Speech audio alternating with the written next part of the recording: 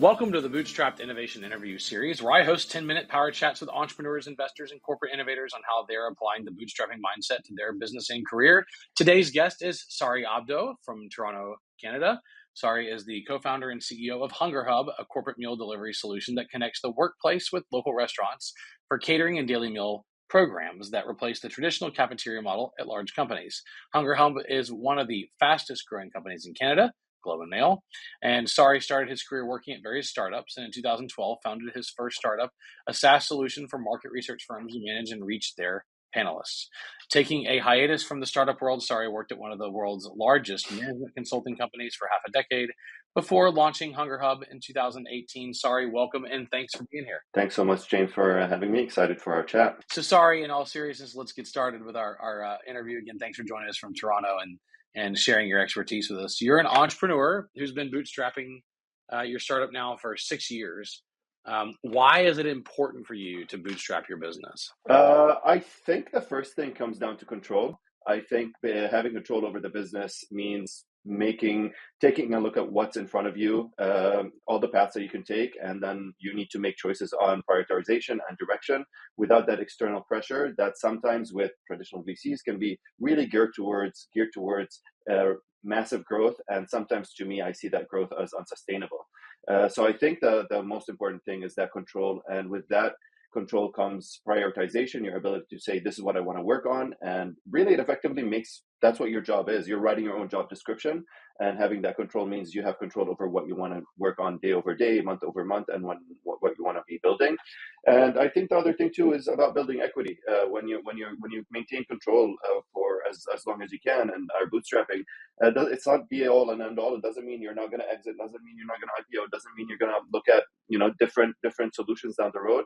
But it also means that within that time frame that you're doing, and if you're growing your company, you're just increasing your valuation, and you're building more equity in what you've built. Yeah, I don't have, of course, I'm a bootstrapped entrepreneur too, a 22-year bootstrapped entrepreneur. I have no negative connotation with control, because control control and freedom are the primary drivers that I found with almost all bootstrapped entrepreneurs, because you have a capacity to make similar money in a lot of different paths. It's just how you get on that path, and how happy you'll be along the way and at the destination. I think that is so critical, and there's so many of us that really value the independence and freedom to make our own decisions and not have to consult the board for permission. Speaking of that, what have been some of the biggest challenges in the last 6 years of bootstrapping this latest business? I think with just less cash means less flexibility, right? When building a company, there's a lot of different paths you can take, a lot of different products. Are we going to build this product? Are we going to look at this market? Are we going to develop something, to work alongside what we're doing? Do we double down on what we've already done? Basically, with less flexibility means you need to prioritize and make decisions, really with more care. Another thing that without that external funding is, for me, has been talent.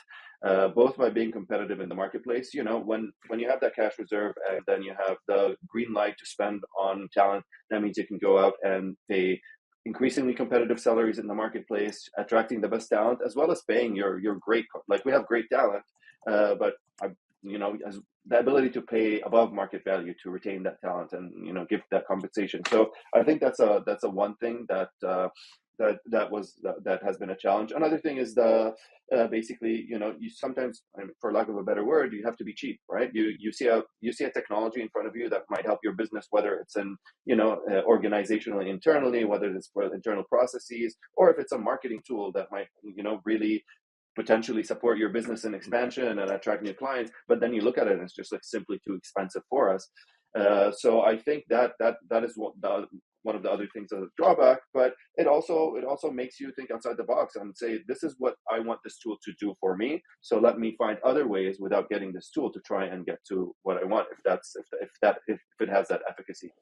Yeah. And the last thing too, I think with entities, like with funding, you're bringing people to the table, whether it's for advisory, which is always great. You're bringing people with expertise and knowledge, and they've been through this, they've been through the ringer, maybe in another company, maybe even in a similar industry or something like that. And basically getting money is also having people who have money that can open doors for you, and basically having them on your side is a good thing. So that's one of the things that I've seen as a little bit of a con, but again, not something that I see that is drastically impeding growth or drastically impeding the way you can run your business. No, you just have to open more of your own doors, ask for more favors, be more capital efficient, be more resourceful. My favorite definition of resourcefulness is doing the best you can with what you have. And I think bootstrapping drives an incredible amount of resourcefulness. So we talked about the negatives. Let's talk about the positives. What have been some of the best parts of bootstrapping this business for the last 6 years? Some problems you can just throw money at and have it go away, even if it's for a temporary period of time. There are certain problems you can just throw money away and it goes away. But so I think with the best parts is like just being creative, just thinking outside the box, and be able to get to those things without necessarily having that options. It teaches you persistence throughout the entire team. I think bootstrapping, I'm sure you allude to this a lot, is not just a funding strategy, but it is a mentality. And when you just start emphasizing the things that matter, and you're looking at, you need to do things that make money, as opposed to go in and just like spend money to acquire market share, and then we'll get the money later. We'll become profitable later. It just teaches you that, be laser focused on what matters, and making money matters to sustaining the business. And I think that's been really fun, and that's been actually like putting us in a position where like let's actually build a business that makes money. And if businesses like you need to sustain yourself by making money, that's bootstrapping has been great for that. I think that would be one of the top things that we've learned throughout the journey. 100%. Let's talk more specifically about startup hungerhub. This could theoretically compete against Uber Eats and DoorDash and all these other delivery services, but it's very focused on corporate lunch, competing with in-house cafeterias. So you're in a very different niche. How'd you come up with this niche of food delivery, and how's it going? We knew that there was going to be a wave. Like when we started 6 years ago, this industry was relatively not as mature in its life cycle. It was just starting. We knew that wave of mass adoption is going to happen here. And we sort of wanted to find a niche, like you said, within that, with what we saw as these large residential focused companies cannot address correctly when it comes to B2B or corporate catering. The idea of hungerhub came, honestly, it's just sitting down in an office, and we were thinking about lunch every day and realizing that really where I was, there was 20 restaurants within a 5-minute walk, but only 3 of them are the ones that I wanted to eat at. And then I realized I've been eating at the same 3 restaurants for the last 8 months, and I needed a change. And I was like, what if I have a bigger network to be able to bring better food, healthier food, for the staff at the office. And then at a company-wide event, that's basically when basically I was just like, we need to do this. A company-wide event was taking place, and I looked at the catering that was provided, and half of it was sat there uneaten. It was basically maybe cooked 2-3 hours before. No one was excited about it, and I realized it was because nobody had any say about what to bring to this catered event. Basically, one person just said, I have 150 people. Here's my budget. I just need catering. And at that point, I looked at it and I knew the opportunity to create a model for catering that really empowers the individual in a group. Still, a large group is eating, but it's the empowerment of the individual to customize what they want to eat. And then you show up to the event and it was like, okay, this is the food that I wanted to eat. This is my food bag, and this is what I ordered, and it's customized to my liking, to my dietary preferences, to my restrictions, to my allergies. And that's what really really drove me to start this.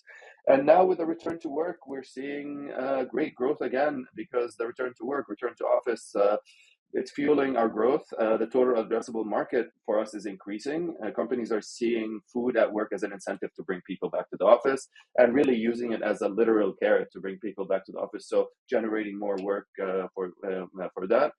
So yeah, it's been going quite well. We've been growing at a pace of 740% for the last 3 years, expanded to many regions and markets in Canada. So we're growing at a sustainable pace. And importantly, with bootstrapping, is we're growing at a pace that we're comfortable with, where we remain profitable while growing through the revenue generated. Awesome. Well, thank you so much for joining us, Sari. Best of luck, and I look forward to following your journey on social. We'll talk to you next time. Thank you so much.